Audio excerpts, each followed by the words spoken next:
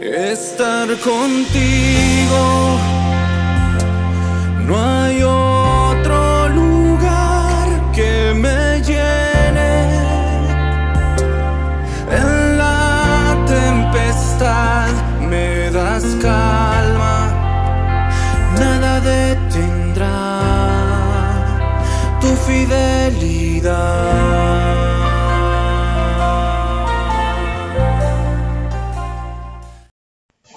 Muy buenos días, queridos hermanos, les saludo en el nombre de Jesús.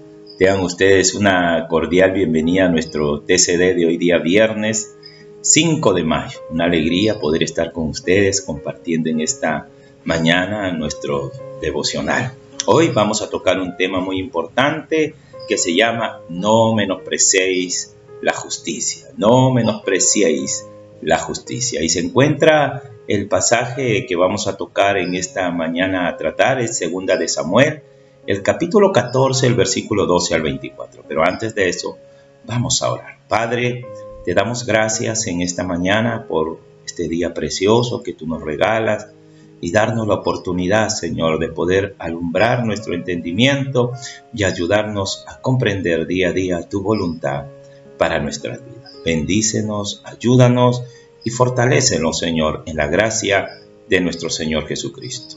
Amén, amén y amén. Muy bien, vamos a segunda de Samuel. Voy a leer en la versión traducción viviente el capítulo 14, el versículo 12 al versículo 24. Continuamos realmente con la historia acerca de esta mujer de Tecoa. Dice la Biblia así: por favor, permítame preguntar una cosa más a mi señor el rey, dijo ella. Adelante, habla, respondió él. Ella contestó: ¿por qué no hace por el pueblo de Dios lo mismo que prometió hacer por mí? Se ha declarado culpable a sí mismo al tomar esta decisión porque ha rehusado traer a casa a su propio hijo desterrado. Todos moriremos algún día. Nuestra vida es como agua derramada en el suelo, la cual no se puede volver a juntar, pero Dios no arrasa con nuestra vida, sino que idea la manera de traernos de regreso cuando hemos estado separados de Él. He venido a rogarle a mi señor el rey, porque la gente me ha amenazado. Me dije, tal vez el rey me escuche y nos rescate de los que quieren quitarnos la herencia que Dios nos dio. Sí, mi señor el rey nos devolverá la tranquilidad de espíritu. Sé que usted es como un ángel de Dios que puede distinguir entre lo bueno y lo malo. Que el Señor su Dios esté con usted. Tengo que saber algo, le dijo el rey, y dime la verdad. Sí, mi señor el rey, respondió ella. ¿Joab te incitó a hacer esto? Y la mujer contestó: mi señor el rey, ¿cómo podría negarlo? Nadie puede esconder nada de usted. Sí, Joab me envió y me dijo, ¿qué decir? Lo hizo para que pueda ver el asunto con otros ojos. Pero usted es tan sabio como un ángel de Dios y comprende todo lo que sucede entre nosotros. Entonces el rey mandó a llamar a Joab y le dijo: está bien, ve y trae de regreso al joven Absalón. Joab se inclinó rostro en tierra con profundo respeto y dijo: por fin sé que cuento con su favor, mi señor el rey, porque me ha concedido esta petición. Enseguida Joab fue a Jesús y trajo a Absalón de regreso a Jerusalén. Pero el rey dio esta orden: Absalón puede ir a su propia casa, pero jamás vendrá a mi presencia. De manera que Absalón no vio al rey. Preciosa y particular historia que viene narrando de un suceso muy particular. Vemos a un hombre llamado Joab, realmente muy interesado por buscar la unidad y realmente la tranquilidad en medio del pueblo de Israel. Este hombre viene de diversas formas buscando la manera de cómo realmente unir la relación entre Absalón y David. Aquí hay algo muy importante que me gustaría que ustedes puedan discernir en sus propias vidas particulares. Y es saber que el dolor y el sufrimiento ocasionado por falta de un correcto proceso en la práctica de la reconciliación en las diversas áreas de nuestra vida a muchos nos ha llevado a experimentar las peores experiencias de dolor en nuestra vida. Uno de los más grandes enemigos, sin lugar a dudas, de la restauración o la reconciliación es el dejarnos llevar por la sensibilidad de nuestras emociones y sentimientos, dejando por fuera el consejo sabio de Dios. Mis hermanos y amados hermanos, sea cual sea la situación de tu vida, nunca menosprecies la palabra de Dios o la justicia de Dios. Si el amor por nuestros hijos ha causado algún momento cierta ceguera en nosotros que nos ha llevado a encubrir sus pecados, tengamos bastante cuidado porque ello puede ser terriblemente peligroso para nuestra vida. Que Dios nos ayude a reprenderles mediante su palabra y a guiar a nuestros hijos al arrepentimiento con el propósito de acercarles cada día más y más a Dios. Jamás permita dejarse llevar por las opiniones de las personas que de alguna manera intentan ejercer influencia sobre nosotros para tomar en poco sus acciones pecaminosas. Siempre tengamos la disponibilidad de nuestro corazón de inclinar nuestro oído a Dios con el propósito de andar solamente por el camino de su verdad. Lo que este pasaje nos narra es justamente el peligro de seguir los consejos de los demás en busca de la reconciliación, ignorando la justicia de Dios o la palabra de Dios.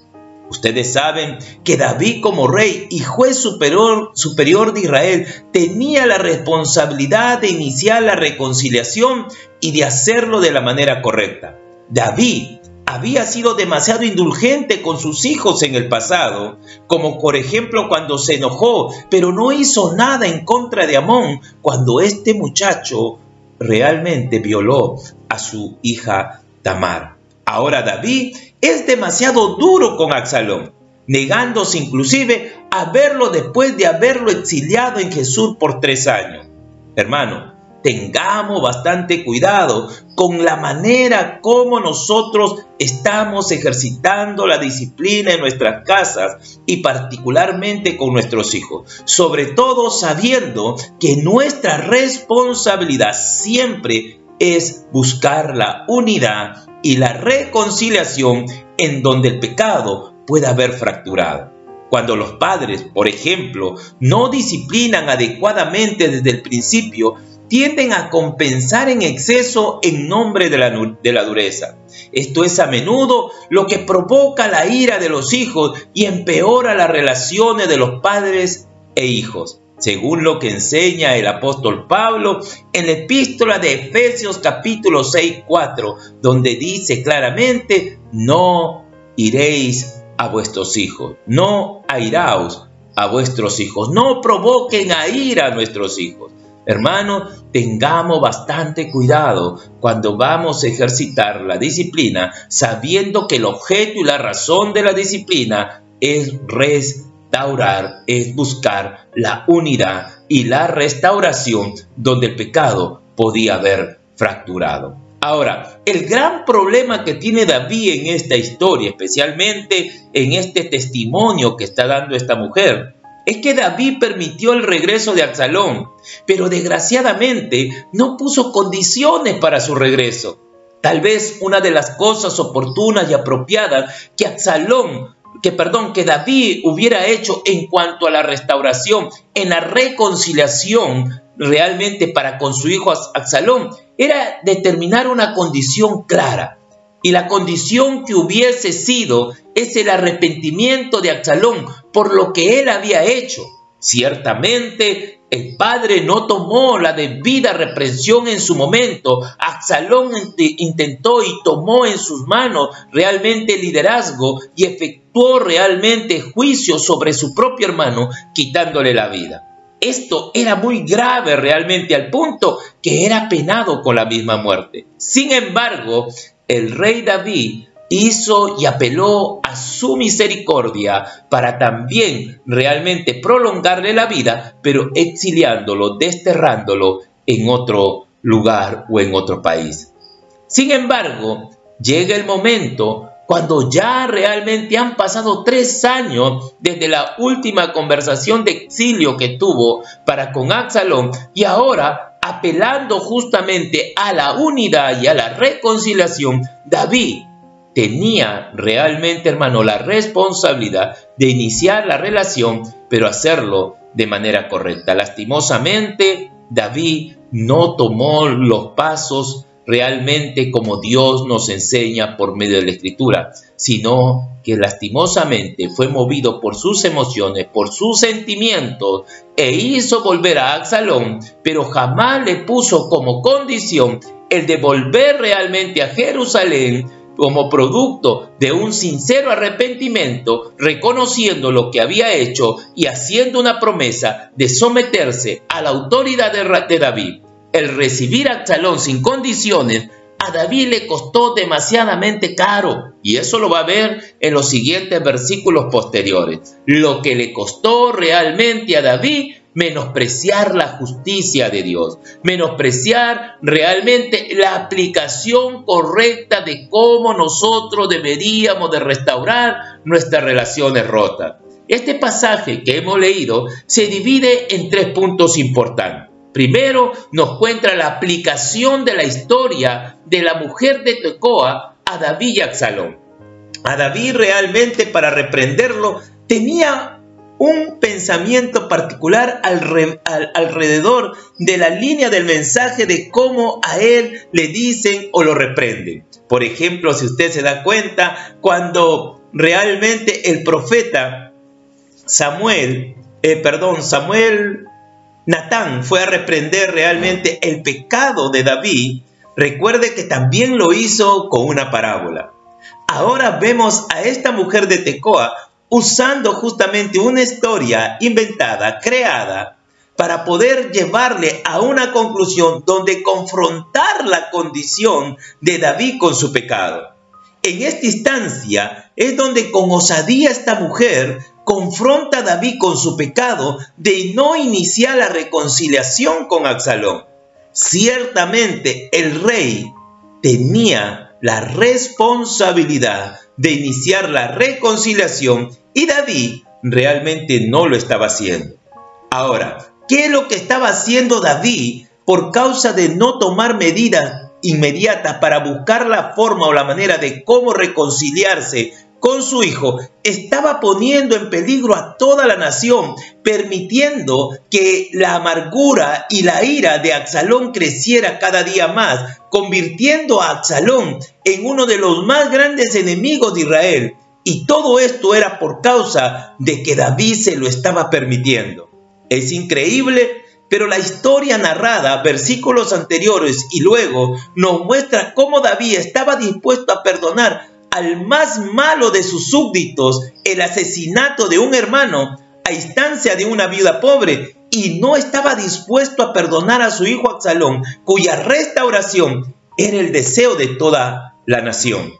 La segunda división de este pasaje es que David pregunta si Joab lo había mandado. David de alguna forma supo que un plan tan sutil tenía que venir de la mano de Joab. Joab orquestó esto con precisión, sabía exactamente qué cuerdas jalar en David.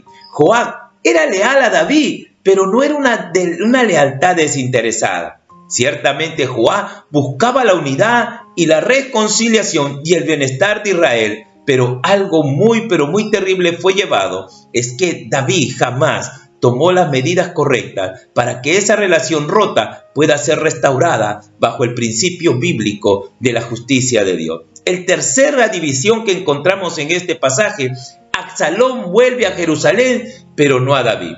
Joab obtuvo lo que quería y lo que pensaba que era mejor para la nación de Israel. Él esperaba que la reconciliación entre David y Absalón evitara una futura rebelión. Esa era la visión que tenía Joab, por la cual Joab usa todos los medios y todos los recursos necesarios para que realmente David tomara la iniciativa de poder reconciliarse con su propio hijo. Y como ustedes saben, nadie podía venir del destierro al menos que el rey no lo indultara, al menos que el rey no emitiera un edicto para que ese hombre o esa persona pudiera volver de nuevo a la tierra de Jerusalén. La reconciliación bíblica, realmente que nosotros aprendemos a través de la Escritura, es el proceso de dos partes previamente enajenadas que llegan a la paz entre sí. Algo muy importante que nosotros tenemos que saber es que debido a que Dios nos ha reconciliado consigo mismo a través de Jesucristo, podemos reconciliarnos unos con otros sin contar más nuestras ofensas unos con otros. Yo quiero en esta mañana no terminar de concluir con este TCD sin mostrarle 5 pasos para que usted pueda restaurar una relación rota de manera bíblica. Primero, usted y yo tenemos que saber que toda reconciliación inicia con Dios. Dios obra en nuestra vida cuando buscamos entrar en su presencia. Es ahí donde nos revela aquellas relaciones que están rotas y nos impulsa a corregirlas. El segundo paso, la reconciliación siempre tiene que ser de manera intencional. Tomar la iniciativa es imperativo en toda reconciliación correcta. Restaurar una relación rota es como reparar un brazo roto. Si un brazo está roto, toma la iniciativa de ir a un médico para que pueda arreglarlo. Ponerte un yeso para que pueda curarse. Las relaciones rotas, como los brazos rotos, nunca se reparan por accidente. Requieren una acción decidida e intencional.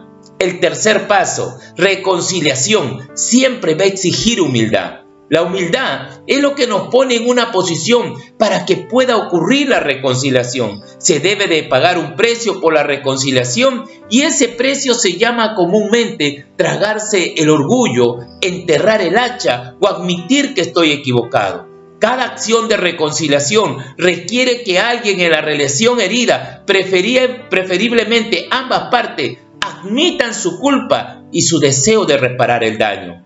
Cuarto paso, la reconciliación siempre se acerca a su fin cuando llega a alcanzar el perdón. El perdón no es algo opcional para reconciliar una relación rota. Este es el principio. Perdonar implica dejar ir para que puedas continuar con el resto de tu vida. No significa libertad condicional, sino un perdón. El perdón significa que no requerimos dinero, palabra o acciones como pago. Significa que no habrá resentimiento ni amarguras continuos. Esperamos lo mejor para el otro, ya que el perdón, recuerde, es una curación larga y no momentánea. Y por último paso, importante, la reconciliación termina con la restitución. La restitución es intentar restaurar lo que ha sido dañado o destruido y buscar justicia cada vez que tiene el poder de actuar o de influir en los que están en autoridad para actuar.